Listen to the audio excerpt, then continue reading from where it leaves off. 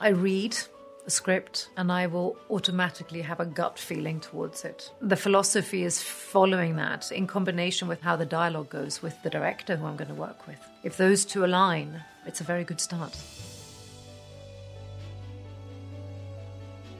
Hi everyone, my name is Rebecca Ferguson and this is the timeline of my career.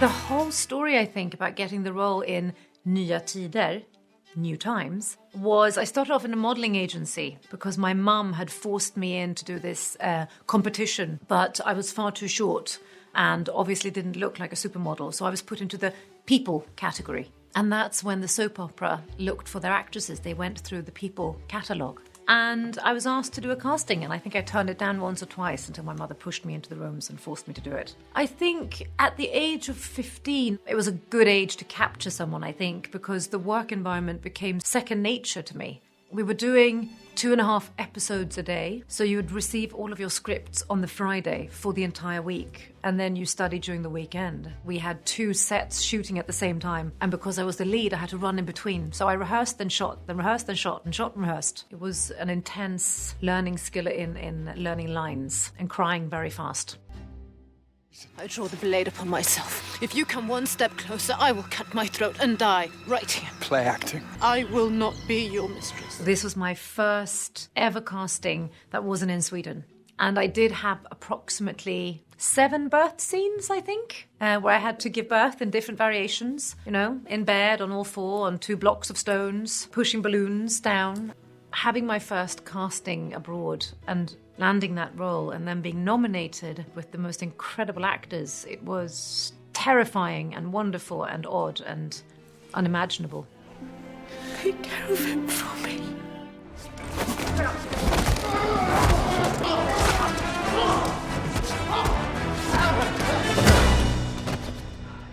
We've never met before, right? The casting for Mission was one of the most insane. Everything with Tom Cruise is insane, full stop. Having lunch, it's all just insane. And that's why we love him. But yeah, I was in the desert on a camel called Barbie, I remember. And I was asked to meet Tom Cruise. And I was, you know, from the camel the same day, I was on an airline arriving Luton Hoo. And there he was, so relaxed, in a lovely blue cashmere jumper, blue jeans, and shoes. How about that? Yeah, and it was just really weird. We bonded, we laughed, we drank coffee. It felt very normal. And I think a couple of days later they called and said, "You've got the role, but you can't tell anyone. It's a secret. We'll let you know when you can tell someone." When I arrived back in Morocco after the meeting with Tom, they then flew over the stunt team to test my skills on martial art and general moves, if I had what it took to be able to train me to a level that I could do my own stunts. I apparently had skills, maybe from dance or something. It felt very natural. So it felt very obvious that I would be doing the stunts myself.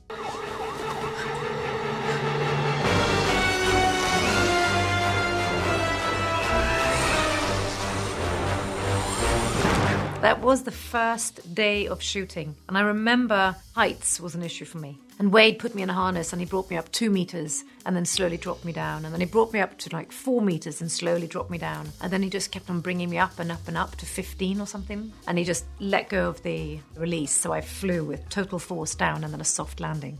I mean, I was petrified and excited and I wanted to hit him. And I mean, I was so furious and I loved him. And he said, "This is the worst thing that would ever happen if something malfunctions. That feeling of an instant drop will be nothing." And that kind of took me to a stage that I could do the jump.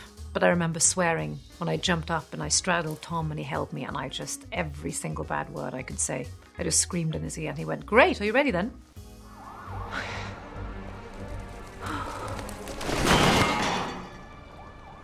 Where?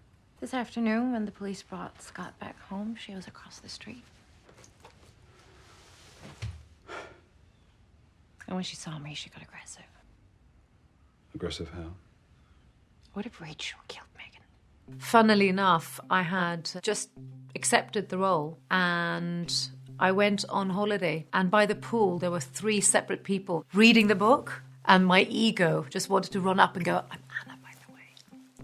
But it was quite fun because it was so present. It was such a popular book for the time. I think I was interested in the fact that she was neurotic and caught in a very horrible relationship that she was trying to get out of. And the idea of speaking American has always been a challenging thought, and I always do love a challenge.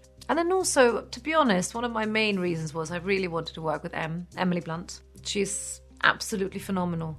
Incredible, incredible woman. I'm going to stand right here. I'm not going to come closer. I just need to talk to you. I don't want to hear anything you have to say. It's just ridiculous. I'm very, very sorry. I shouldn't have to hide in my own home. It's humiliating, and there are rules. I think she was just overexcited. You want to speak to her? Yes, that's a very good idea. I shall say, Florence, although you pay the rent on my apartment, would you mind not visiting? Oh, shut up. I did all the research I could and couldn't stop listening. I mean, it's spectacular. But to be honest, I was so drawn to Meryl. I was so flabbergasted and not starstruck, because Meryl just doesn't evoke that. She's so much more than for you to be starstruck. It's more in awe, really, of who she is. I'd come to set sometimes when I wasn't in the scene, just to see what she was like and to study her as an actress. Excuse me. And I have never met anyone so humble and kind. She would walk out and have fun with everyone there. She would do this scene over and over again, and a little bit of a stand-up in between just to keep everyone happy. But God, I remember the first table read. Simon, who plays the pianist, they all sang. They all did the performance at the table read, and I didn't. I remember thinking, where am I? Why am I in this? What have they done? It was all around an incredible experience. Well, let's just try and be happy tonight, eh? And I'm trying. Yes, you certainly are. You know what I feel is not scientific, it's not rational. I feel hate. I feel pure fucking hate for that thing.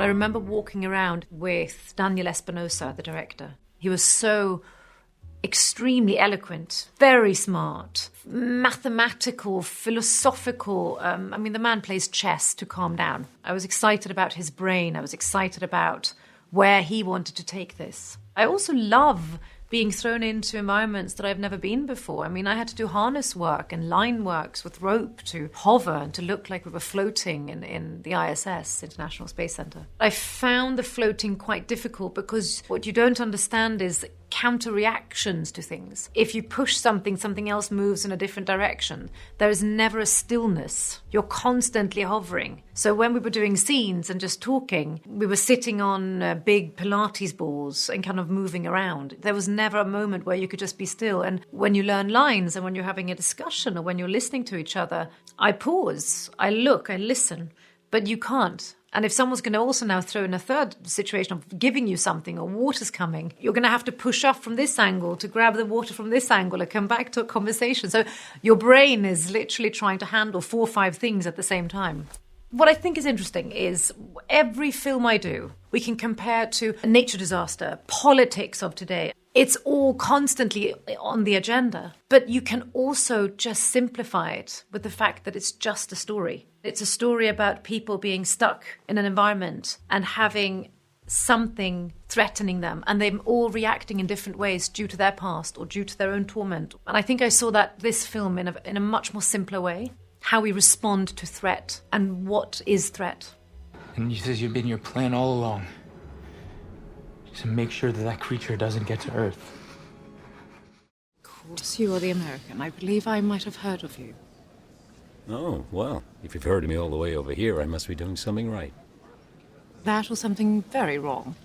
I absolutely love Buzz Luhrmann's quirkiness, musical. I can appreciate a musical. I also can find musicals kind of in my face annoying when they sing all the information. You know, I understand that you're hungry and you're going to take the bus. What got me to fall in love with this was the director, who basically rocked up with a beanie on his head and a television under his arm. I love the fact that he didn't think that I would have a television. He said, "You just stay here. Where's your TV room?" And I said, "Upstairs." And hi. And he went, "Great, don't worry about it. Come upstairs in a bit." And I thought, this dude. And I said to my boyfriend, "Can you just stay? Just don't go anywhere." And he just started telling the story about P.T. Barnum, painted the most stunning picture. And I thought, I'm happy to be a teacup in this film. I actually don't care who I am. And then I happened to become Jenny Lind, who obviously was someone I knew about. So when I went on board, I said, I'm really happy to sing. And they said, we've got it covered. And I thought, no, I know you've got it covered, but when I act it, I'm going to have to sing. And because I went to music school, I trained, I got my voice ready, and I did every take singing. And I said, is it possible to sort of merge them? I tried to push for my own voice to be in this film. And then I thought, don't. You're not even close. I obviously don't have Lauren's incredible, effortless tones. I listened to the way that she paused and sang, but she also embodied my movements. So it was a complete merge of her voice and my breathing and my movements and my singing. All the shine of 1,000 spotlights, all the stars we steal from the night sky will never be enough,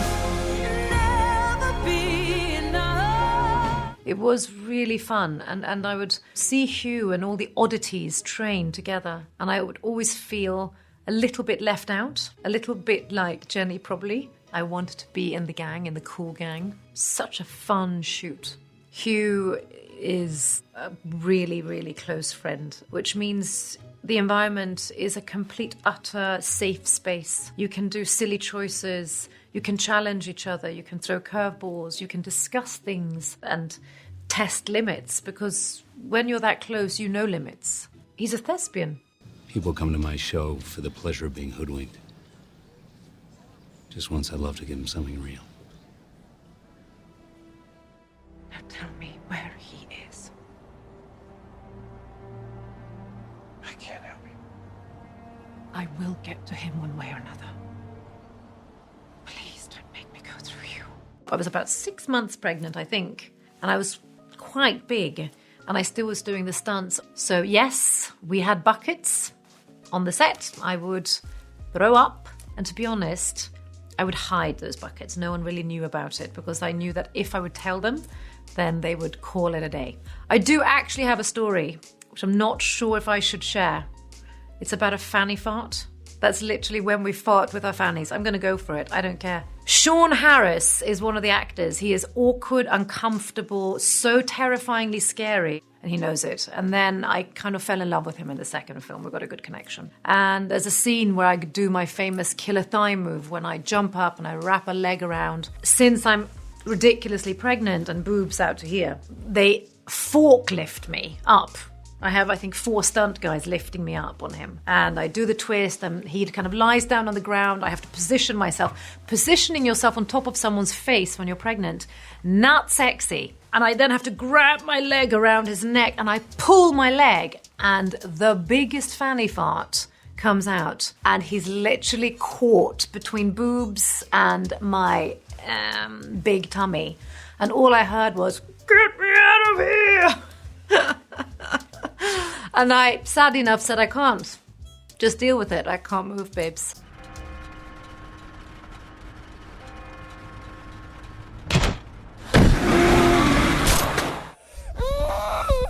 No, please let me go. I won't tell, please. Playing evil is not difficult. I need to attack it in a way that goes even darker. Now, for me to be a mother, to be honest, someone asked me this and said, how are you going to do this? And I thought, I don't really compare them. They're not interesting. I have a wonderful son at home. He's the same age. I have also very clear things I need to be doing, the way I have to, chop him up. That my head is quite focused on the task ahead, which I also found quite interesting for the role. It's like filleting sushi, really. It wasn't until the moment that Jacob started screaming, I realized how much it affected me. I'm behind the scenes, I'm waiting for the sound or the noise that I know is my entrance. And he started making this squealing, sort of animalistic, guttural screams. And I nearly burst out crying behind the camera, and I knew that I was supposed to enter. So I was standing wiping tears from my face, and here I am 2 seconds later saying, I don't compare, it's not difficult, I'm just bloody acting, aren't I?